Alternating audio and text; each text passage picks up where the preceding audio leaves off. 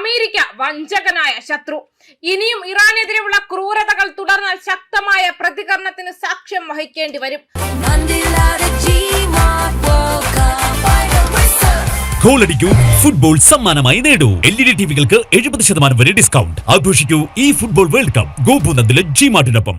പ്രാദേശിക സംഘർഷങ്ങളുടെ അതിശക്തമായ വർധനവിൽ വാഷിംഗ്ടണിന് കർശന മുന്നറിയിപ്പ് നൽകിയിരിക്കുകയാണ് ഇറാനിലെ ഖതമൽ അൻബിയ സെൻട്രൽ ആസ്ഥാനത്തിന്റെ commander major general Ali Abdullahi.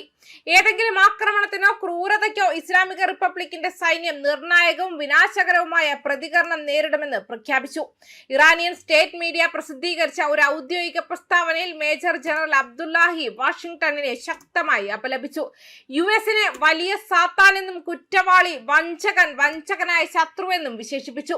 സായുധ സേനയും ഇറാനിയൻ പൊതുജനങ്ങളും സംസ്ഥാന ഉദ്യോഗസ്ഥരും തമ്മിലുള്ള ബന്ധം ശക്തിപ്പെടുത്തുന്നതിലൂടെ രാജ്യത്തുടനീളമുള്ള ആഭ്യന്തര ഐക്യദാർഢ്യം ശക്തിപ്പെടുത്തുമെന്നും ഉന്നത സൈനിക മേധാവി പ്രതിജ്ഞയെടുത്തതായി സംസ്ഥാന മാധ്യമ പ്രക്ഷേപണം അറിയിച്ചു. മുൻകാല സൈനിക സംഘടനകൾ നേരിട്ടതിനേക്കാൾ ഭാരമേറിയ ചിലവുകൾ യുഎസിന്മേൽ ചുമത്തുമെന്നും പ്രതിജ്ഞയെടുത്തുകൊണ്ട് അമേരിക്കൻ നടപടികൾക്കെതിരായ ചെറുത്തുനിൽപ്പിന്റെ വ്യാപ്തി വർദ്ധിപ്പിക്കുന്നതിന് അദ്ദേഹം കൂടുതൽ പ്രതിജ്ഞാബദ്ധനായി. യുദ്ധക്കളത്തിൽ ലക്ഷ്യങ്ങൾ കൈവരിക്കുന്നതിൽ പരാജയപ്പെട്ടതിനെ തുടർന്ന് ആഭ്യന്തര അട്ടിമറിയിലേക്ക് ശ്രദ്ധ കേന്ദ്രീകരിച്ചിരിക്കുകയാണ് വാഷിംഗ്ടണിന്റെ പ്രവർത്തനങ്ങളുടെ അടിസ്ഥാന തന്ത്രം വിശദീകരിച്ചുകൊണ്ട് അബ്ദുല്ലാഹി അവകാശപ്പെട്ടു. സൈനിക പോരാട്ടത്തിലെ തുടർച്ചയായ പരാജയങ്ങൾക്ക് ശേഷം ശത്രുക്കൾ ജനങ്ങൾക്കും അവരുടെ നേതാക്കൾക്കുമിടയിൽ ഭിന്നതയും വിയോജിപ്പും സൃഷ്ടിക്കുന്നതിൽ ആശ്വാസം കണ്ടെത്തിയെന്നും അബ്ദുല്ലാഹി പറഞ്ഞു. ദേശീയ സ്ഥിരതയുടെ ഉറപ്പായി രാജ്യത്തിന്റെ സൈനിക ശേഷികൾ രൂപപ്പെടുത്തിയ കമാൻഡർ ഇറാന്റെ പ്രതിരോധ നിലപാടിന്റെ ഭൂമിശാസ്ത്രപരമായ വ്യാപ്തിയെ ഊന്നി പറഞ്ഞു. മഹത്വവും വിശാലവുമായ ഇറാനിയൻ ഭൂമിയുടെ തെക്ക് മുതൽ വടക്ക് വരെയും കിഴക്ക് മുതൽ പടിഞ്ഞാറ് വരെയും അഭിമാനവും ധീരവുമായ രാഷ്ട്രത്തിന്റെ സമാധാനത്തിനും സുരക്ഷയ്ക്കും വേണ്ടിയുള്ള ശക്തമായ അടിത്തറയാണ് നമ്മുടെ പ്രിയപ്പെട്ട രാജ്യത്തിന്റെ പ്രതിരോധ ശക്തിയെന്നും അദ്ദേഹം കൂട്ടിച്ചേർത്തു.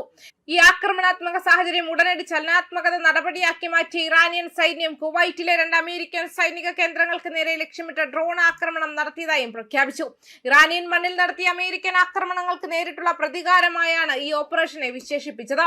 ക്യാമ്പ് ഉദയ്രിയിലെ US സൈന്യത്തിന്റെ വെടിക്കോപ്പ് ഡിപ്പോയ്ക്കും കുവൈറ്റിലെ അലി അൽ സലേം എയർബേസിന്റെ പാട്രിയറ്റ് റഡാർ സിസ്റ്റത്തിനും വ്യോമ നിരീക്ഷണ റഡാറിനും നേരെ കാമികാസെ ഡ്രോണുകൾ ഉപയോഗിച്ചുള്ള വലിയ തോതിലുള്ള ആക്രമണങ്ങൾ നടന്നതായി ഇസ്ലാമിക റിപ്പബ്ലിക്കിന്റെ സായുധ സേന സ്ഥിരീകരിച്ചതായി സ്റ്റേറ്റ് മീഡിയ ഔട്ട്ലെറ്റ് പ്രക്ഷേപണം ചെയ്ത പ്രസ്താവനയിൽ പറയുന്നു.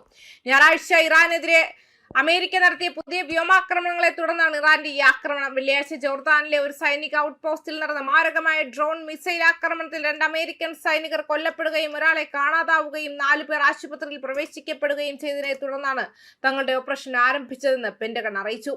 US സെൻട്രൽ കമാൻഡിന്റെ അഭിപ്രായത്തിൽ ഇറാന്റെ റവല്യൂഷണറി ഗാർഡിനെ വേഗത്തിൽ ശിക്ഷിക്കുക എന്ന ലക്ഷ്യത്തോടെയായിരുന്നു ഈ പ്രതികാര നടപടികൾ.